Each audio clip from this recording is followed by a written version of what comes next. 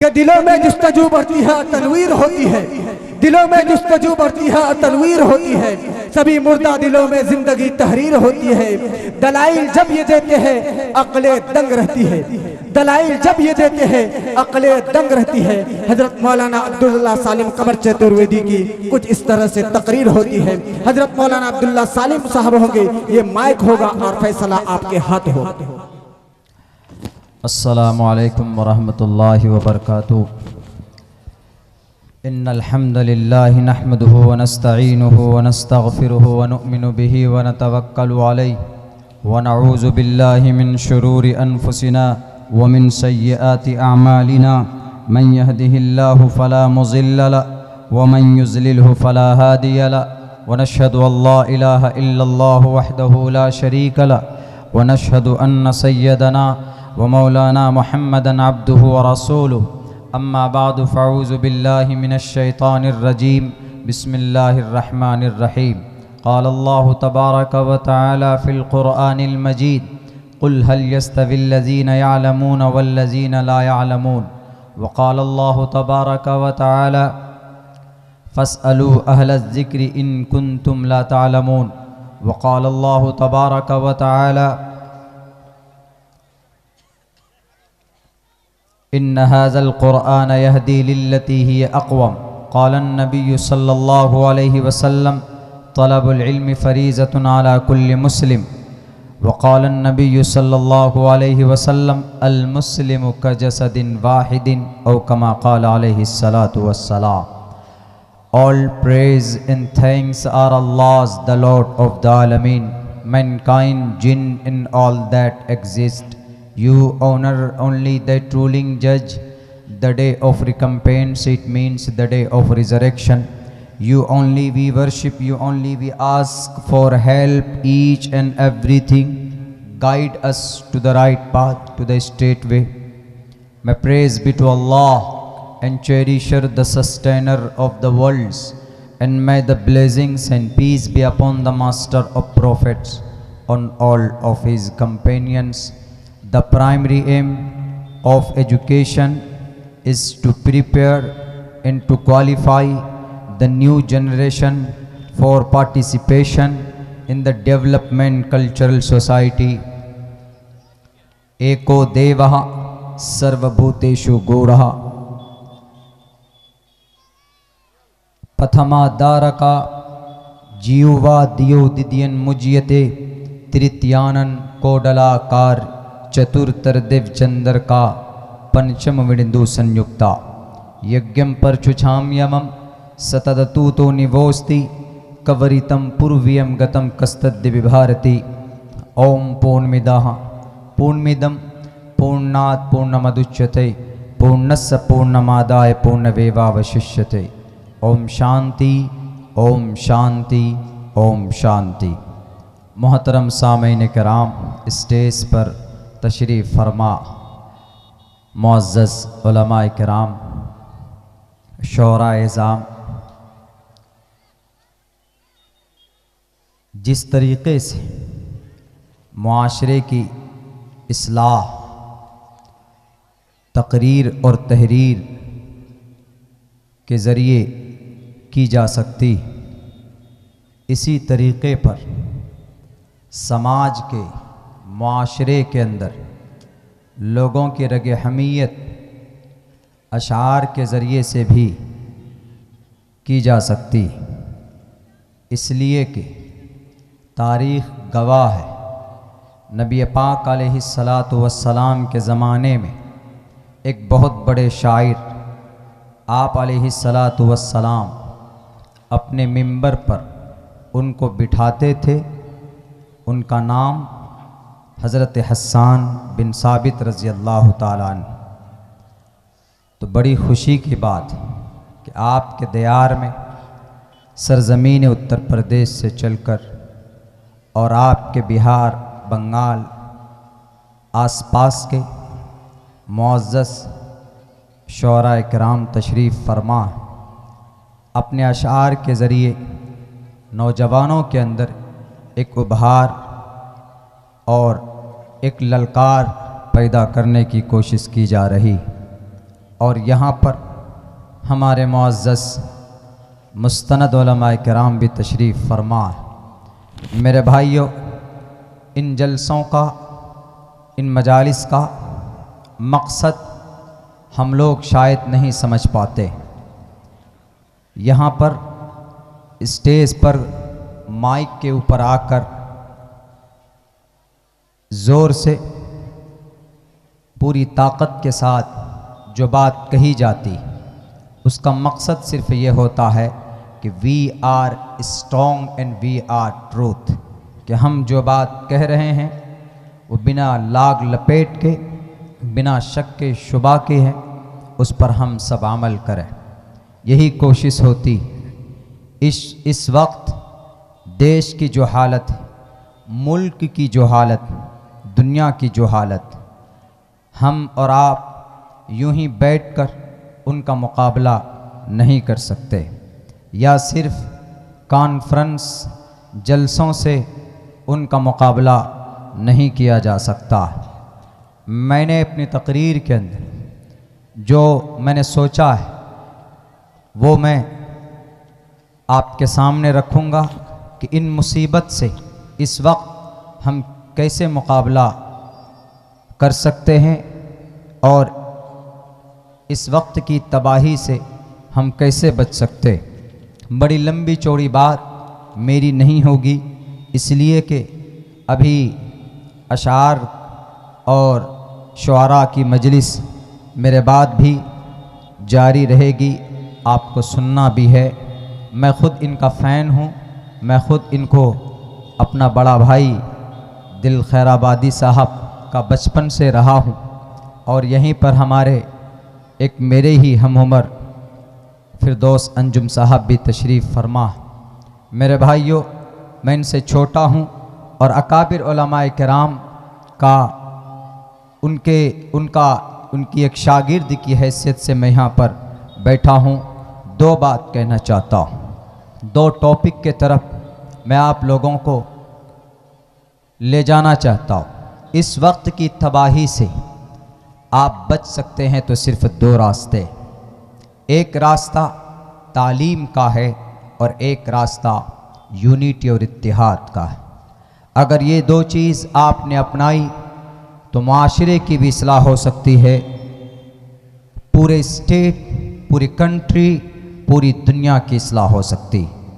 अगर ये दो चीज़ नहीं है तो आप लाख कोशिश कर लें, आप लाख तहरीकें चला लें, प्रोटेस्ट कर ले,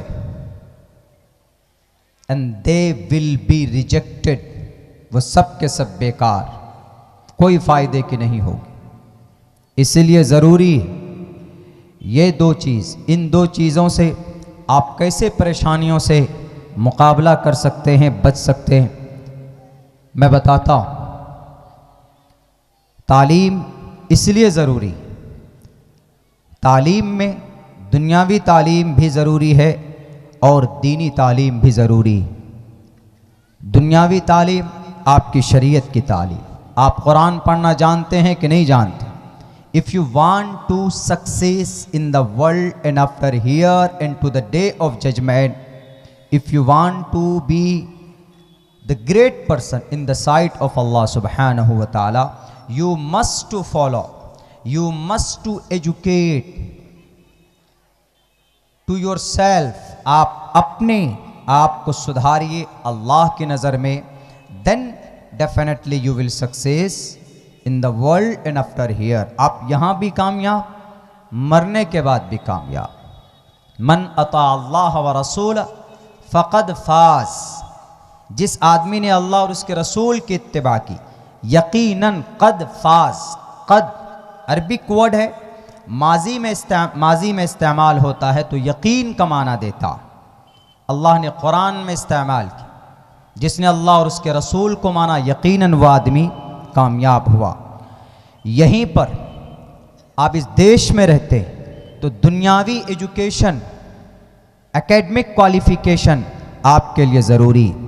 मिसाल के तौर पर संविधान, कानून, ब्लॉक, डिस्ट्रिक्ट, बहुत सारी चीज़ प्रोसेस हैं। आप यहाँ रहते हैं, आपको जानना पड़े। अभी एक कानून बना, क्या, लव जिहाद के ऊपर उत्तर प्रदेश में बनाया गया। यू नो लॉट ऑफ, हम में से बहुत से लोग नहीं जानते हैं कि लव जिहाद है क्या। What is the definition of love जिहाद। लव जिहाद, लव जिहाद, what is the meaning of love जिहाद। बहुत सारे नौजवान, क्या बहुत सारे पढ़े लिखे लोग नहीं जानते। यहाँ तक कि केरला हाई कोर्ट ने कहा लव जिहाद it has no reality, it has no meaning, इसका कोई मतलब ही नहीं, इसलिए कि ये एक सिर्फ दुश्मनी, एक अदावत का नाम लव जिहाद रखा गया। आप जानेंगे कि लव जिहाद क्या है, लव जिहाद क्या है, तो आपको एकेडमिक क्वालिफिकेशन ज़रूरी, स्कूल की तालीम आपके लिए ज़रूरी बन जाती और आप कर सकते, हासिल कर सकते, कोई गुनाह नहीं। अगर आप धार्मिक झगड़े से कौम को बचाना चाहते, हिंदू भाई को बचाना चाहते हैं, अगर कोई विद्वान हिंदू आपके बीच में नफरत पैदा करने की कोशिश करता, ये देखो मुसलमान नमाज पढ़ता है, तो अगर आप पढ़े लिखे हैं, आप जानकार हैं, आप ज्ञानी हैं, तो आप उसकी ज़ुबान पकड़ कर कहेंगे कि नमाज पढ़ना कोई पाप नहीं है। महापुरुष साहब, नमाज हम पढ़ते हैं, it is only, I am a follower of Quran, it is only the command of Allah सुब्हानहू व तआला। ये सिर्फ अल्लाह तबारक व तआला का फरमान है जिसको मैं पूरा कर रहा हूँ, वरना नमाज पढ़ना अगर पाप होता, जुर्म होता, गुनाह होता, तो आपके शास्त्र के अंदर साष्टांग करना पाप करार दिया जाता। और नमाज का ऑर्डर सिर्फ कुरान में नहीं, बल्कि नमाज का ऑर्डर आपके शास्त्रों के अंदर। आप जवाब जब दे सकते हैं जब आप तालीम याफ्ता हो, तब आप कहेंगे कि हमने कुरान में पढ़ा अकीमुस्सला, नमाज कायम करो, लेकिन हमने वहीं पर देखा, हमने वेदों के अंदर लिखा हुआ पथमा दारा का, जियुवा सीधे खड़े हो जाओ, दियो दिदियन मुजियते झुक जाओ, रुकू करो, त्रित्यानन कोंडलाकार, कायदा ऊला कायदा आखिरा करो, चतुर तरदेव चंद्र का, शांति के साथ बैठ जाओ, पंचम विनदु संयुक्ता, ईश्वर से लौ लगाओ, यानी कायदा आखिरा में बैठकर दरूद शरीफ पढ़ें, अल्लाह से, ईश्वर से अपने कनेक्शन को जोड़िए। अगर नमाज पढ़ना पाप है तो निकाल कर फेंक दिया जाए इस मंत्र को, इस श्लोक को। आप जानकार होंगे तो आप समझा सकते हैं, वरना तो नहीं, वरना तो अनाप शनाप कानून ले आएंगे, लव जिहाद ले आओ। कोई आदमी समझने गया कि भैया लव जिहाद क्या है, तो उत्तर प्रदेश के कुछ कुर्सी पर बैठे हुए विद्वान ने कहा कि लव जिहाद का मतलब, अगर कोई मुस्लिम लड़का गैर मुस्लिम लड़की से विवाह करता है, शादी करता है, तो इसको लव जिहाद कहा जाता है। लव मीन्स मोहब्बत, प्यार, to spend everything for getting something, it means, it is a definition of love. मोहब्बत का मतलब किसी चीज को हासिल करने के लिए तमाम चीज कुर्बान कर दे, इसको लव बोलते हैं। इसका माना चेंज होता है। अगर आप बेटी के साथ मिलाएंगे तो लव का अलग मतलब होगा, अगर बीवी के साथ मिलाएंगे तो अलग मतलब होगा, माँ बाप के साथ लगाएंगे तो अलग मतलब होगा। सड़क पर चलती हुई किसी गैर महरम को अगर आप आई लव यू बोलेंगे तो इसका मतलब चप्पल पड़ना भी होगा, इसका मतलब बदलता रहता है। तो लव जिहाद, जिहाद के माने कोशिश करना। लव मीन्स मोहब्बत, मोहब्बत को पाने के लिए कोशिश करना, यानी किसी गैर मुस्लिम लड़की को बहला फुसला कर उसको रेडी और तैयार करना कि I am a doctor, I want to get married with you, मैं तुमसे शादी करना चाहता हूँ, मैं डॉक्टर हूँ, मैं जॉब होल्डर हूँ, डिग्री होल्डर हूँ। तो अगर वो लड़की रेडी तैयार हो जाती है, लड़का मुसलमान, लड़की हिंदू, तो उत्तर प्रदेश के कुछ लोग हैं, कुछ तंजीम के लोग, वो कहते हैं कि ये लव जिहाद है, ये जायज़ नहीं, कानून बनाओ, अगर कोई करता है तो उसको जेल में डाल। बहुत अच्छी बात, अगर कोई मुस्लिम लड़का किसी गैर मुस्लिम लड़की को बहला फुसला कर अगर उससे शादी करे तो ठीक है, ये नाजायज़ और हराम करार दिया जाता है। According to the Indian constitution इसका मकाम क्या है मैं वो भी बताऊं। लेकिन अगर कोई हिंदू लड़का कोई मुस्लिम लड़की को अगर यही कंडीशन इसी तरह बहला फुसला कर शादी कर लेता है तो उसका नाम क्या देंगे? उसका नाम वो लोग देते हैं घर वापसी, प्रेम विवाह। ऐसा क्यों? अगर मुस्लिम लड़का हिंदू लड़की से शादी करता तो वो लव जिहाद अपराध। अगर गैर मुस्लिम लड़का मुस्लिम लड़की से शादी करता है तो वह घर वापसी प्रेम विवाह क्यों? ये दोहरी पॉलिसी नहीं चलेगी। आइए कानून बनाने वालों, कुरान करीम को उठाइए। आप तो अभी कह रहे हो अगर कोई मुसलमान लड़का किसी हिंदू लड़की से शादी करे तो ये गैर कानूनी। आपके कहने से नहीं, 1450 साल पहले अल्लाह ने कुरान करीम के अंदर यह हुक्म और यह ऑर्डर नाजिल कर दिया था। Allah sent down to the earth to teach the all people, वला तनकिहुल मुशरिकात हत्ता युमिन्ना। ऐ मुसलमानों, तुम किसी काफिरा औरत से निकाह नहीं कर सकते, शादी नहीं कर सकते।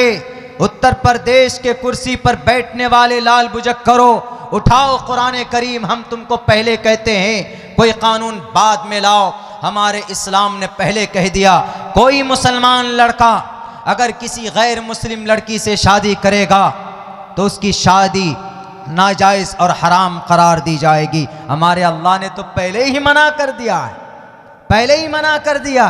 उसके बजाय कुरान को नाफिज कर दो और तुम ये कहते हो कि नहीं, बहला फुसला कर ज़बरदस्ती कलिमा पढ़ाते हैं। मेरे हिंदू भाइयों, ये भी नाजायज़ और हराम।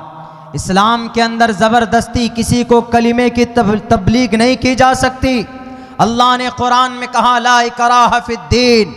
अगर कोई है नॉन मुस्लिम, गैर मुस्लिम हो, क्रिश्चियन हो, जोडाइज़म हो, ईसाई हो, कन्फ्यूशनिज्म हो, बुद्धिस्ट हो, आर्य समाज के हो, कोई भी हो, अगर उनको इस्लाम कबूल करना होगा तो आज़ादी से, अपनी इच्छा से, अपनी मर्जी से अगर वो एक्सेप्ट करना चाहता है तो वह कबूल कर सकता है। लेकिन अब्दुल्ला सालिम के लिए जायज़ नहीं कि किसी की गर्दन में तलवार रखकर अपने ताकत को दिखाकर डरा धमकाकर उसको कहें कि तुम पढ़ो ला इलाहा इल्लल्लाह। अल्लाह कहता है कि यह नाजायज़ और हराम है। बहुत अच्छा किया आप लाए बिल और कानून, except that. Kerala high court का ऑर्डर है सन 2016 के अंदर, उठाओ उस लड़की का केस जिसने हाई कोर्ट के अंदर केस फाइल किया था और कहा था कि मैंने अपनी मर्जी से कन्वर्टेड हुए हूं, मैं मुसलमान हुए हूं। अगर कोई हिंदुस्तान का हिंदू मुसलमान लड़का लड़की अगर वो बालिग हैं, अगर अपनी मर्जी से वो दोनों विवाह करना चाहते हैं, चाहे लड़का हिंदू हो या मुसलमान, लड़की हिंदू हो या मुसलमान हो, अगर वो अपनी मर्जी से अगर विवाह करना चाहते हैं according to the Indian constitution, article के हिसाब से, हिंदुस्तान के संविधान के मुताबिक वो विवाह कर सकते हैं। तुम नहीं रोक सकते। वो अलग बात है कि हमारी शरीयत के अंदर उसका निकाह नाजायज़ समझा जाएगा, लेकिन हिंदुस्तान का संविधान कहता है कि वो आदमी, वो बालिग बच्चे, वो दोनों मुस्लिम लड़का या लड़की, हिंदू लड़की या लड़का, अगर दोनों अपनी मर्जी से रहना चाहें, शादी करना चाहे, शादी तो दूर की बात, लिव इन रिलेशनशिप, लड़की लड़का जवान है, दोनों अपनी मर्जी से हिंदुस्तान के संविधान के मुताबिक अगर रहना चाहें कहीं पर अपनी मर्जी से, हिंदुस्तान के कानून के मुताबिक वो रह सकते हैं। लेकिन इस्लाम ने कहा कि वो नहीं रह सकते, इसलिए कि ये नाजायज़ और ये हराम, बुराई को जन्म देता। इतना अच्छा कानून इस्लाम का, लेकिन संविधान ने कहा कि वो रह सकते हैं। हिंदुस्तान का संविधान कहता है कि वो शादी कर सकते हैं, वो रह सकते हैं, अगर बालिग हैं आज़ाद होकर रह सकते हैं। आप कहते हो कि नहीं, कानून लेकर आओ, आप अपनी मनमर्जी करेंगे, कानून लाना है तो लाइए, हम सपोर्ट करेंगे। बंगाल की धरती पर किसी बेटी की इज्जत अगर लूटी जाती है, अगर उसके दोनों टांगों को चीर कर रख दिया जाता है, इसके ऊपर कोई कानून लेकर आओ। उनके रेपिस्ट को 6-7 दिन के अंदर फांसी के फंदे पर लटकाया जाना चाहिए। हाथरस की उस बेटी के ऊपर कौन सा कानून लाया आप? बहन मनीषा के मुजरिमों को आज तक नहीं पकड़ा गया, 5 में से 1 पकड़े गए, बाकी 4 मुजरिम आज तक आजाद हैं। कौन सा कानून लाए आप? उनके मुजरिमों को, उनके रेपिस्ट को सजा दी आपने, इसके ऊपर कौन सा बिल पास किया आपने? वैशाली के अंदर बहन गुलनाज के जिस्म को तेल डालकर जलाया गया, 15 दिन तक हॉस्पिटल के अंदर जलती रही। आपने इस बहन की इज्जत व आबरू की हिफाजत के लिए, इनके मां को इंसाफ दिलाने के लिए आपने कौन सा कानून लाया? जिसके ऊपर कानून लाने की जरूरत है आप कानून नहीं लाते हैं, जिसके ऊपर कानून लाने की जरूरत नहीं है आप पूरे आबोताब के साथ कानून ले आते हैं। मेरे भाइयों, आज तक आवाज नहीं उठी, क्यों? We don't know about that, हम नहीं जानते। इसलिए एजुकेशनल क्वालिफिकेशन होना बहुत जरूरी है, हिंदू समाज के अंदर भी होना जरूरी है और मुस्लिम भाइयों के अंदर भी होना जरूरी। नहीं तो ये गूंगे, नहीं तो ये दज्जाल के छेड़े कुर्सी पर बैठकर इस देश को कंगाल करना चाहते हैं, आपको कमजोर करना चाहते हैं। बहन बेटियों की इज्जत व नामूस को लुटवाना जानते हैं ये लोग। ये सिर्फ बोलते हैं कि बेटी बचाओ और बेटी को पढ़ाओ। बेटी को बचाना है। हमारे इलाके के अंदर एक बेटी थी, उनका निकाह हुआ। निकाह होने के बाद उसके शौहर ने कहा कि मुझे गाड़ी चाहिए दहेज के अंदर, अगर गाड़ी नहीं दी तुमने तो तुम्हारा वो हश्र करूंगा कि तुम याद रखोगे। उसकी बीवी ने सोचा कि ज्यादा से ज्यादा हो हल्ला करेगा, लेकिन नहीं, उसके दामाद ने कहा अपने ससुर से कि मुझे अपाची गाड़ी चाहिए, मुझे बाइक चाहिए, मुझे बेहतरीन क्वालिटी की बाइक चाहिए। उसके जो ससुर थे, बेचारा कमज़ोर था, कहाँ से ला कर देते? उन्होंने कहा इंतज़ाम कर रहा हूँ, सब्र करो, अभी तो निकाह हुआ है हमारा। लेकिन उसके दिमाग के अंदर, नौजवानों, ऐसी मानसिकता मत रखो अपने दिलो दिमाग के अंदर। गाड़ी का शौक है, मेहनत करो, 2 व्हीलर नहीं, अल्लाह ने कुदरत दी है तो 4 व्हीलर इस्तेमाल करो। अल्लाह ने कुदरत दी है तो और भी अच्छी गाड़ियां इस्तेमाल करो। नेमत का इजहार करना भी अच्छी चीज है, अच्छी चीज है, करें आप। लेकिन दामाद बनकर ससुराल को टॉर्चर करना यह आपके लिए जेब नहीं देता। आपकी जवानी को चैलेंज है, आपके मर्दानगी को चैलेंज। अगर आप अपने ससुराल के अंदर कहते हैं कि मुझे बिजनेस के लिए रुपए चाहिए, मुझे कैश चाहिए, लानत है इसी जिंदगी पर। मेरे भाइयों, पता है उस बेटी के साथ क्या हुआ? उसके शौहर ने कहा कि चलिए हम आपको घुमाने लेकर चलते हैं। वो सोची कि चलिए हमारे मियाँ जी हैं, अपने शौहर के साथ होली। लेकिन वो जालिम आदमी, वो दरिंदा सिफत नौजवान, उसने अपने दोस्तों को फ़ोन करके कहा कि तुम फला जगह पर रहना, शराब का इंतज़ाम किया जाता है। अपनी बीवी को, निकाह हो चुका था, उस कपल को वो लेकर वहां पहुंचता है, अपनी बीवी को, क्या आओ घुमा के लाते, तुम्हें कुछ खिला के लाते, कुछ शॉपिंग करा के लाते। लेकर के गए, वहां पर देखा तो वहां पर भेड़िए बैठे, उनके 3-4 नौजवान बिल्कुल हट्टे गट्टे दोस्त शराब के नशे में धुत होकर बैठे हुए। उनके सामने उसने अपने शौहर पर विश्वास किया, वहां बैठे उनके बदन को, उनको शराब पिलाना शुरू किया। बेहोश हुए इनकार किया तो उनके बदन को सिगरेट से दागा गया, सर से लेकर पैर तक। इससे उनका मन नहीं भरा तो उनकी इज्जत व नामूस लूटा गया। मेरे आंखों देखी ये बात मैं आपके सामने रख रहा हूं। किसी भट्टा, किसी ईंट के एरिया के अंदर ये घटना घटा गया।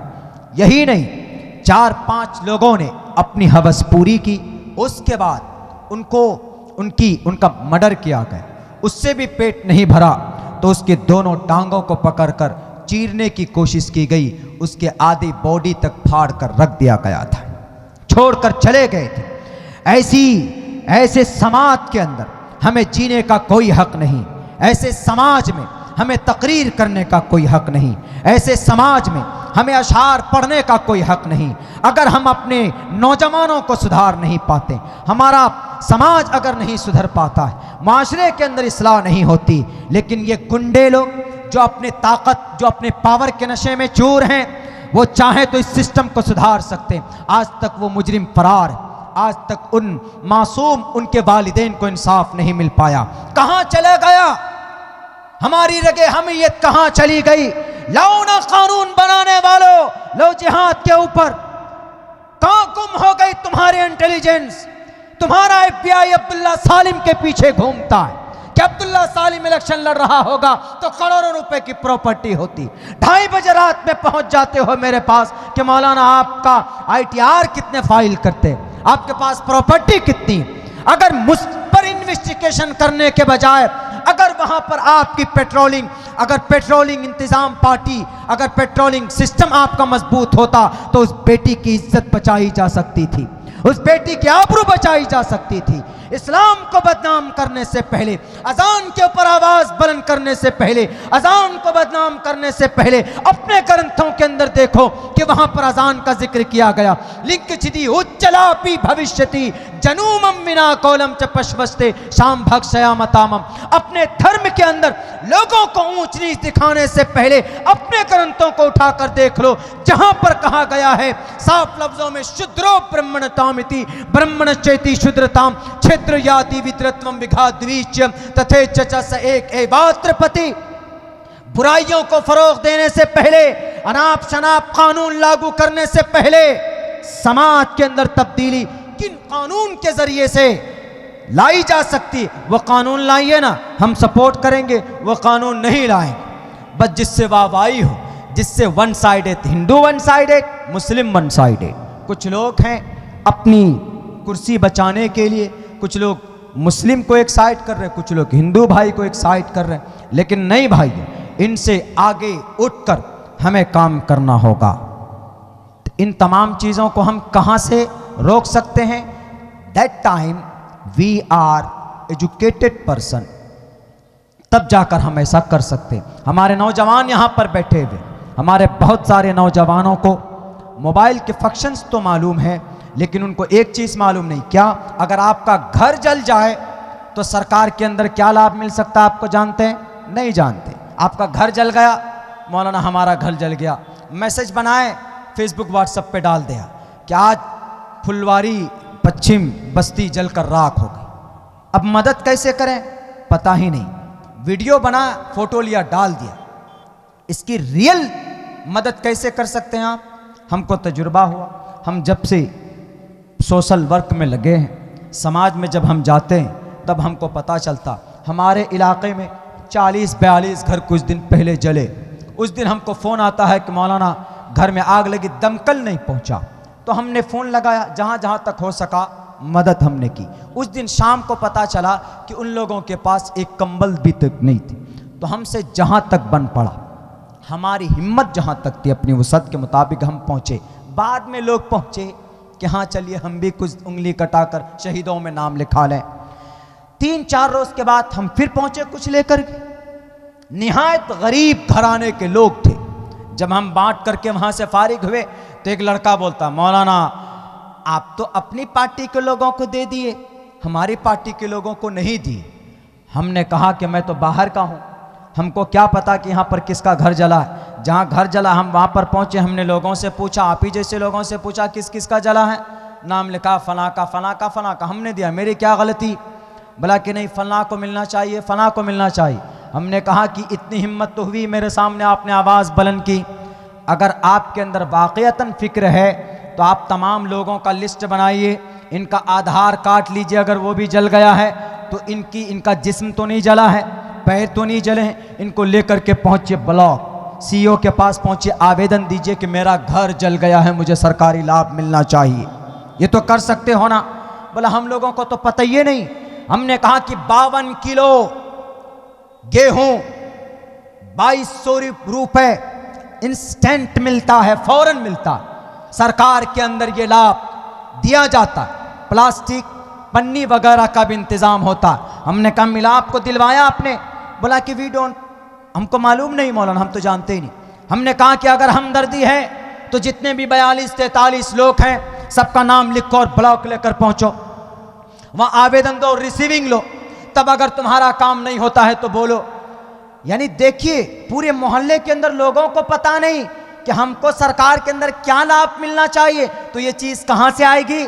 आपका बच्चा जब मैट्रिक और ग्रेजुएशन कर ले, ग्रेजुएशन तो बहुत लंबा कोर्स हो जाएगा, सिर्फ मैट्रिक करा लीजिए, 10वीं तक पढ़ा लीजिए अपने बच्चों को, और मदरसे के लाइन से हाफिज कुरान बना लीजिए अपने बच्चों को। इंशाअल्लाह आपके ऊपर जब भी कोई जुल्म ज़्यादती होगी तो फौरन आप अपना हक ले सकते हैं।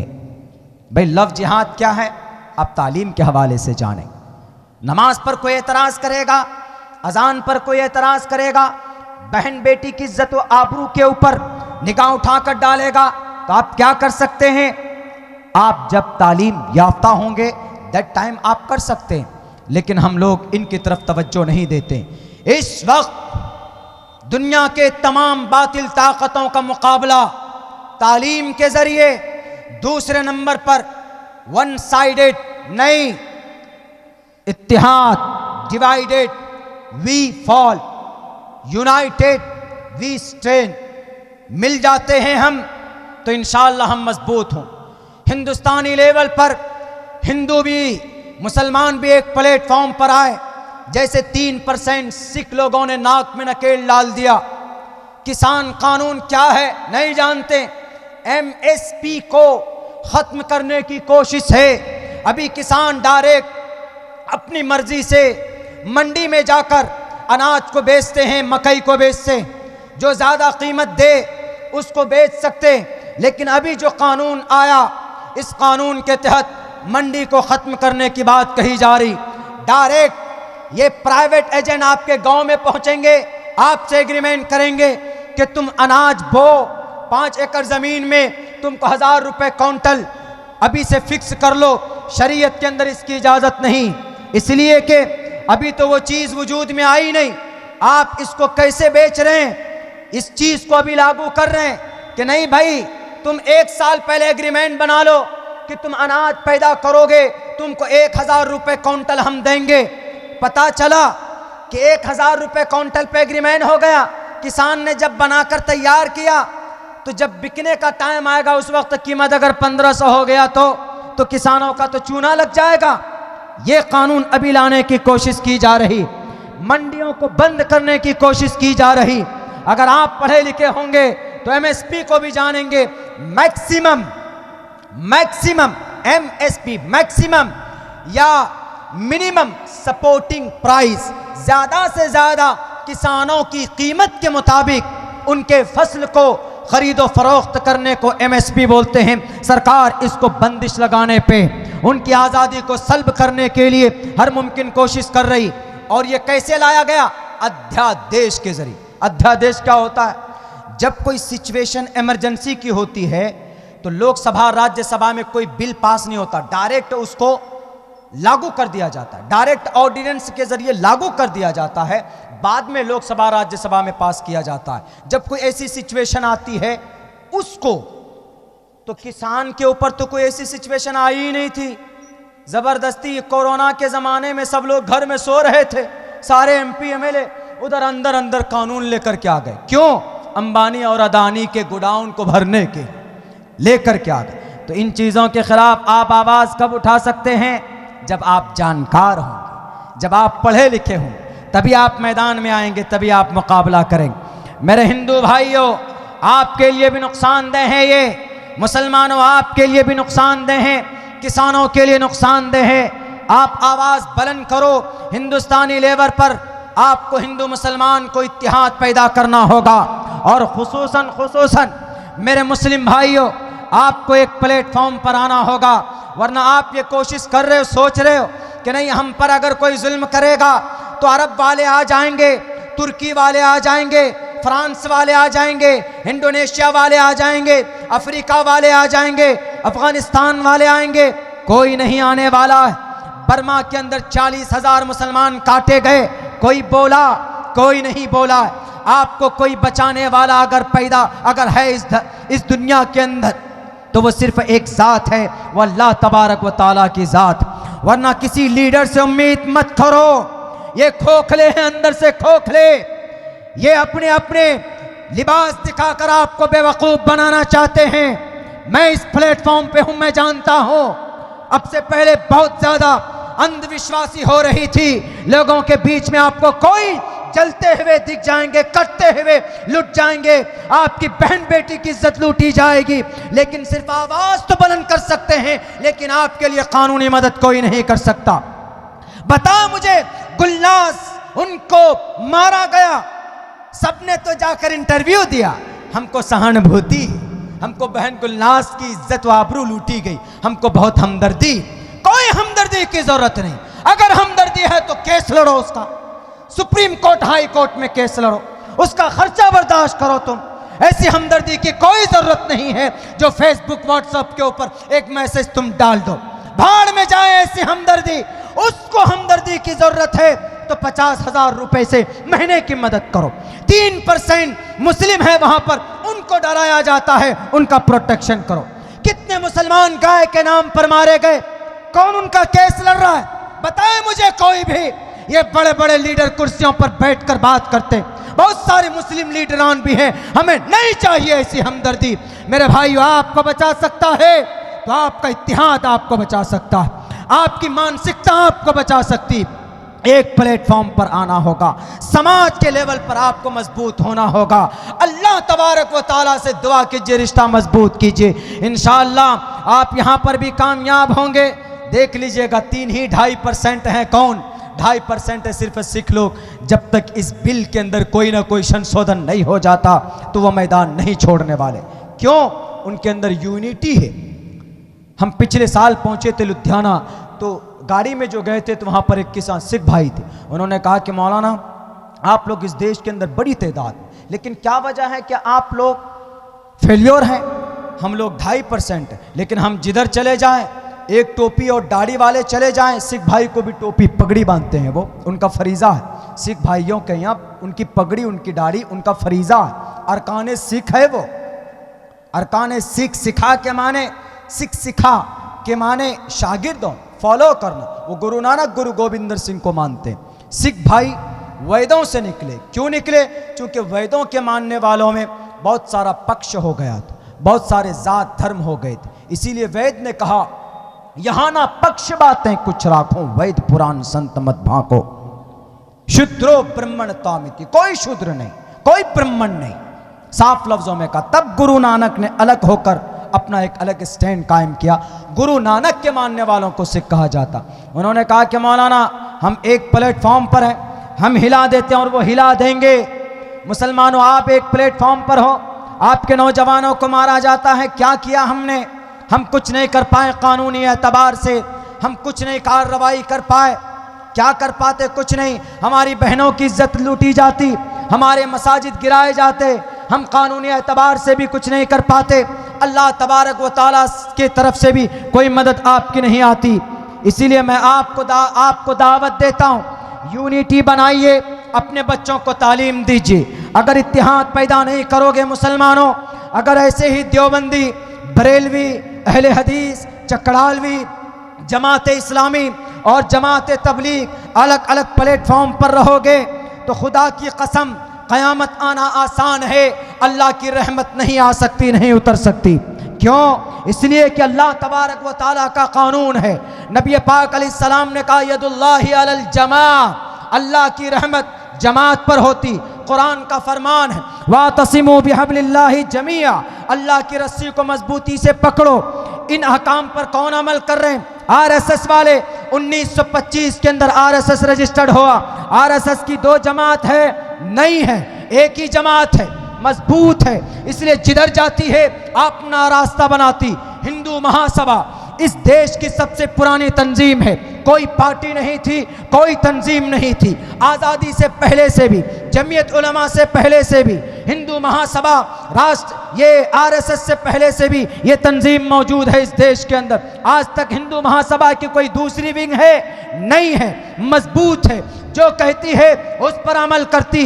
लेकिन मेरे भाइयों, हमारी सारी तंजीमें बटी हुई, हम मुसलमानों के मस्जिदें भी दो नज़र आती, मदरसे भी दो नज़र आते, हमारे मोहल्ले भी दो नज़र आते, हमारी टोपियां भी दो नज़र आती, हमारे कुर्ते भी दो तरह के होते, हमारे रास्ते भी दो तरह के होते, हमारा मुसाफा भी 3 तरह का होता। खुदा की कसम, अगर इनमें हम मच जाएंगे तो जब मैदान उहद के अंदर नबी की मौजूदगी में इंतशार की बुनियाद पर अल्लाह की रहमत रुक सकती है, तो आज 1450 साल बाद में उम्मत के लोगों, अगर हम मुंतशिर हो गए, चाहे कोई भी अल्लामा ज़माना हो, अगर इंतशार की बात करता है, नबी के रहते हुए अल्लाह की मदद नहीं आई, तो आज तो नबी भी नहीं है। अगर हम बढ़ जाएंगे तो अल्लाह की तरफ से कोई मदद नहीं आएगी, मिटते रहेंगे। इस देश के अंदर मिटाने के लिए आपको कानून बनाया जा रहा, इसलिए बचाना है अपने आप को। अल्लाह की रस्सी को मजबूती से पकड़ें, इत्तिहाद का दामन थामें, अपने बच्चों को तालीम दें। मैं ज़्यादा लंबी बात नहीं करूँगा, बहुत मुश्किल से मैं डिप्रेशन से निकला हूँ, इसलिए कि समाज को ज़मीनी सतह पर बदलना ये बहुत बड़ा जुरात जिहाद अकबर से कम नहीं।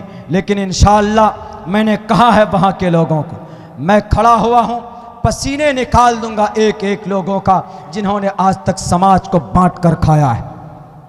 हमने कहा है कि ठीक है, दिखाओ कहाँ तक होता। वो लोग जो कुर्सियों पर बैठकर इशारे से मैदान फतह कर लिया करते, आपका भाई खड़ा हुआ, नौजवान खड़े हुए तो पसीने टपक रहे थे, मौलाना अब्दुल्ला साहब ये काम कर दीजिए, हम जिंदगी भर आपके आभारी रहे। नहीं, समाज को बदलना है, बदलूंगा, करो कोशिश, डालो मेरी गाड़ियों में शराब, मेरी गाड़ी में शराब डाली, मेरे लिए सोशल मीडिया में इल्जामात लगाए गए, अब्दुल्ला सालिम की जुबान को नहीं रोक सकते, मेरी जुबान को अल्लाह रोक सकता है। कोई माँ ने सब बच्चा नहीं जना है जो अब्दुल्ला सालिम की जुबान को रोक सके। मुझे अगर कोई रोक सकता है मेरी तहरीक को, तो सिर्फ अल्लाह रोक सकता है। तुम्हारे पैसे नहीं रोक सकते, तुम्हारी ताकत नहीं रोक सकती। इंशाअल्लाह अगर ये हिम्मत और हौसला बना ले, मेरे नौजवान साथियों, मेरी माँ और बहनों, अपने बच्चों को सही तरबियत करो, तो इंशाअल्लाह 2 कदम आगे बढ़ कर के आपका बच्चा समाज के लिए एक मिसाल बन सकता है। बहुत बहुत शुक्रिया, जज़ाकल्लाह। अस्सलामु अलैकुम वरहमतुल्लाहि वबरकातुहू। अभी अब अशार का हम भी सुनकर बैठकर सुनते हैं। दुआ कीजिए अल्लाह तबारक व तआला हम तमाम लोगों को कहने सुनने से ज़्यादा अमल की तौफीक अता फरमाए। बहुत बहुत शुक्रिया, जज़ाकल्लाह। अस्सलाम।